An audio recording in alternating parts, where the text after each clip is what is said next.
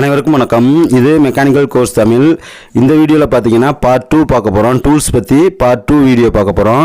நம்ம சேனலில் ஏற்கனவே டூல்ஸ் பற்றி பார்ட் 1 வீடியோ போட்டிருக்கோம்.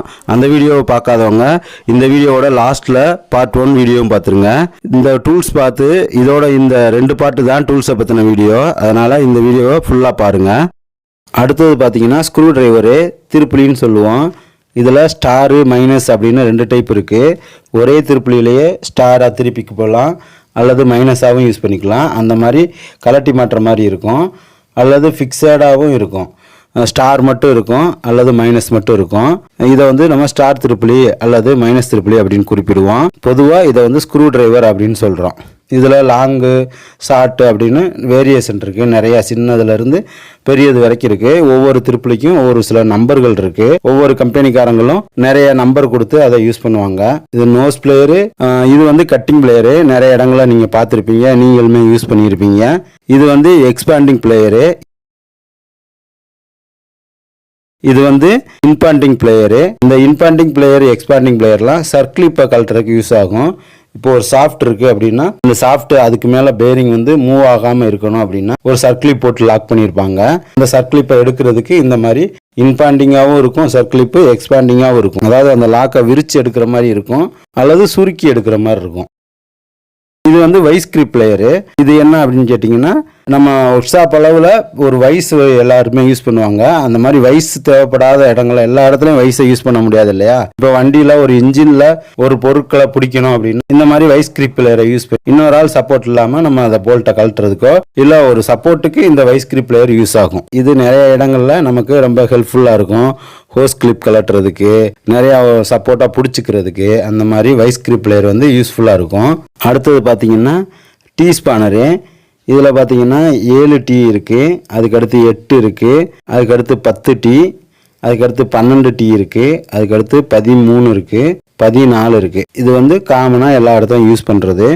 2 வீலர் ஒர்க் ஷாப்பில், கார் ஒர்க் ஷாப்பில், லாரி ஒர்க் ஷாப்பில் எல்லா இடங்கள்லையும் இந்த அளவுக்கு யூஸ் பண்ணுவாங்க.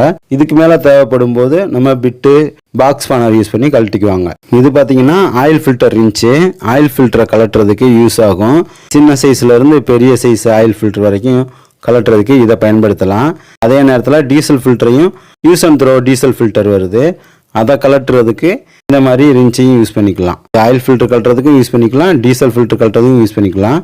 இந்த டைரெக்ஷனில் மாட்டி கலட்டணும் அப்படின்னா இது லூஸ் பண்ணுறதுக்கு, அதே இதை இந்த ஆயில் ஃபில்டரை இந்த ரிஞ்சை திருப்பி போட்டோம்னா டைட் பண்ணுறதுக்கு யூஸ் பண்ணிக்கலாம். காமன் பர்பஸு இந்த மாதிரி டிஃப்ரெண்ட்டாகவும் ஒரே டூல்ஸை வச்சு யூஸ் பண்ணிக்கலாம்.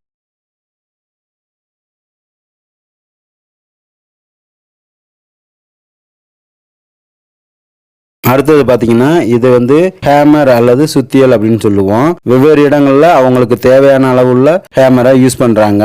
2 வீலரில் பார்த்தீங்க அப்படின்னா பிளாஸ்டிக் ஹேமர் யூஸ் பண்ணுவாங்க.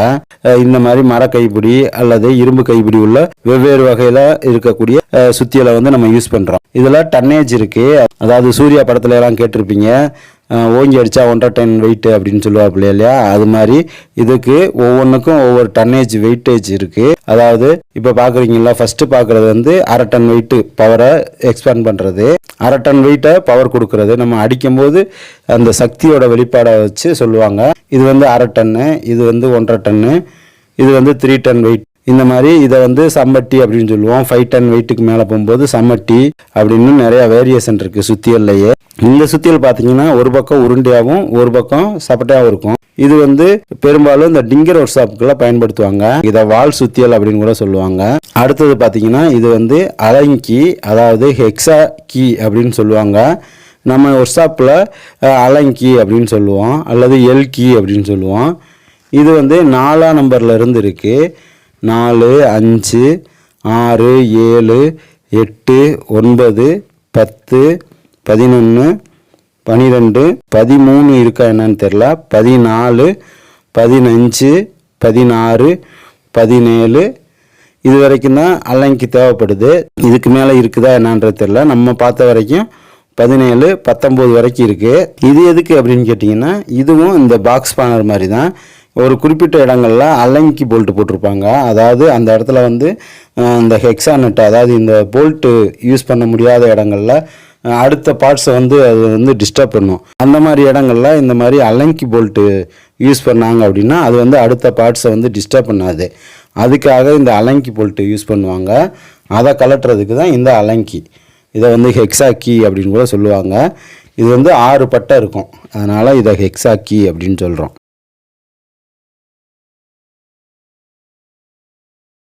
அடுத்தது பார்த்தீங்க அப்படின்னா இதை வந்து வீல் ஸ்பானர் அப்படின்னு சொல்லுவோம். டயர் கலட்டுறதுக்காக பயன்படுத்தக்கூடியது. சைஸில் இருக்கும், அதாவது 16லேருந்து 17, 18, 19, 21 இந்த வெவ்வேறு அளவுகளில் கொடுத்துருப்பாங்க. இது வந்து ஸ்டார் வீல் ஸ்பானர்னு சொல்லுவோம். இது ஒன்றே வந்து காமனாக நிறையா வண்டிகளை கலட்டுறதுக்கு பயன்படும். அதனால் இந்த ஸ்டார் வீல் ஸ்பானரை பெரும்பாலும் எல்லா ஒர்க் ஷாப்லையுமே யூஸ் பண்ணுவாங்க.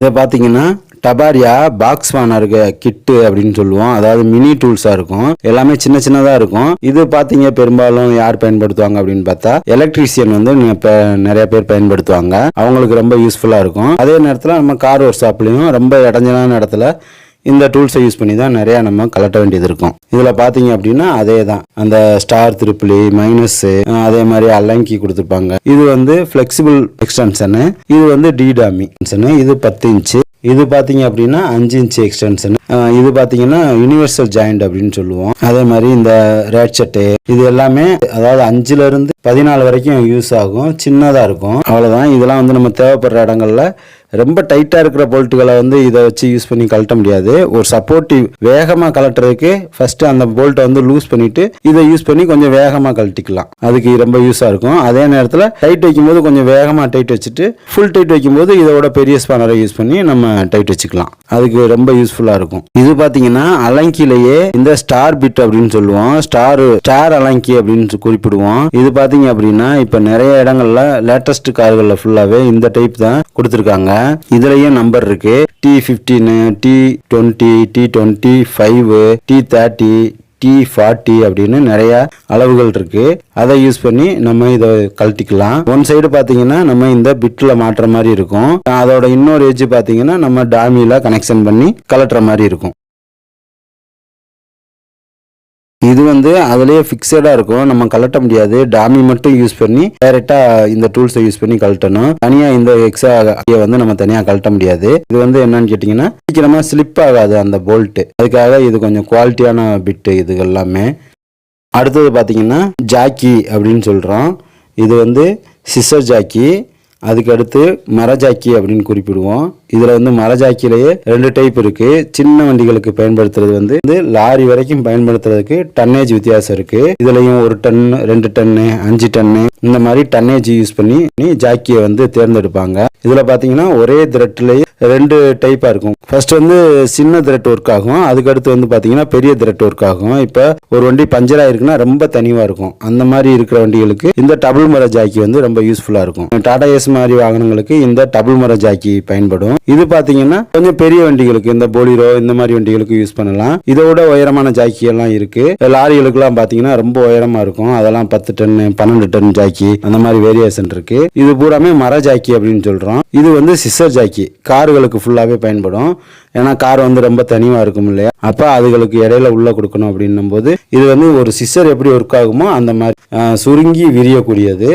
அதனால இதை வந்து சிசர் ஜாக்கி அப்படின்னு சொல்றோம். இது வந்து மேக்சிமம் கார்களுக்கு பயன்படுத்துறோம். வெளியில இருந்தாக்குள்ளேயே நம்ம வந்து இந்த மாதிரி லிவரை யூஸ் பண்ணி வாகனத்தை தூக்கிக்கலாம், அதுக்கு இது பயன்படுது. பெரும்பாலான இடங்கள்ல நிறைய வண்டிகளுக்கு இப்ப பாத்தீங்கன்னா நிறைய பேர் ஹைட்ராலிக் ஜாக்கி தான் யூஸ் பண்றாங்க. நம்ம உட்காந்து கொஞ்சம் கஷ்டமா இருக்கும், வண்டியோட லோட பொறுத்தோ இல்ல வண்டியோட வெயிட்டை பொறுத்தோ நம்ம ஏத்துறதுக்கு கொஞ்சம் சிரமமா இருக்கும். ஆனா ஹைட்ராலிக் ஜாக்கி அந்த மாதிரி இருக்காது, நம்ம யூஸ் பண்றதுக்கு கன்வீனியன்ட்டா இருக்கும்.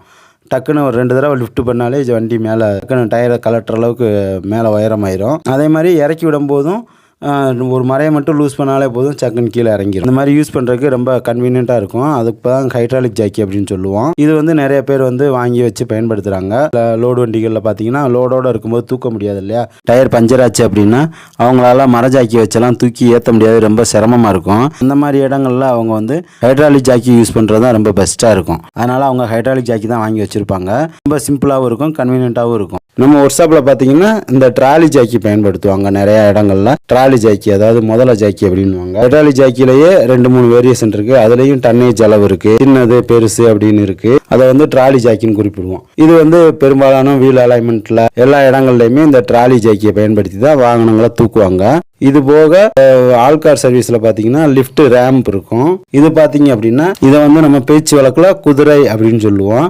ஆனா இதை ஜாக் அப்படின்னு சொல்லுவாங்க. ஜாக்கி வச்சு தூக்கிட்டு இதை வந்து குதிரையில நிப்பாட்டிக்கலாம். ரொம்ப நேரம் ஜாக்கியிலே நிப்பாட்ட முடியாது இல்லையா, வண்டி கீழே விழுந்துரும், இந்த மாதிரி ப்ராப்ளமா இருக்கும். அதுக்காக நம்ம வந்து ஒரு சேஃப்டிக்காக இந்த மாதிரி குதிரையில ஸ்டாப் பண்ணி வண்டியை நிப்பாட்டி வச்சிட்டோம்னா வண்டி வந்து கீழே விழுகாது, நம்மளும் தைரியமா வேலை பார்க்கலாம். இதை வந்து ஹைட் வந்து உயரப்படுத்திக்கலாம், குறைச்சிக்கலாம். வண்டி அதிக உயரமாக தூக்கணும் அப்படின்னா இதை வந்து உயரப்படுத்திக்கலாம். கம்மியான உயரம் வேணும்னா இந்த மாதிரி லெவல் யூஸ் பண்ணி நம்ம தேவைப்படுற உயரத்துக்கு யூஸ் பண்ணிக்கலாம். இதில் பார்த்தீங்கன்னா அதோட டாப்பு பார்த்தீங்கன்னா வேரியேஷன் இருக்கும். வி கழுத்து, பா கழுத்து அப்படின்னு சொல்லுவோம். இது வந்து சேசிஸில் அடியில் கார்களுக்கு பார்த்தீங்கன்னா வேற வேற டிசைனில் இருக்கும். சில இதில் வந்து சேனல் வந்து சதுரமாக இருக்கும். ஒரு சில இதில் வந்து சேனல் வந்து வி டைப்பில் இருக்கும். அடியில் சேஸ் வந்து இந்த மாதிரி வேற வேற டைப்பில் இருக்கும். அந்த மாதிரி இடங்கள்ல இதை பயன்படுத்துறதுக்கு இந்த மாதிரி குதிரைகளை பயன்படுத்துகிறோம். இந்த குதிரை பார்த்தீங்கன்னா ரொம்ப பெரிய குதிரை.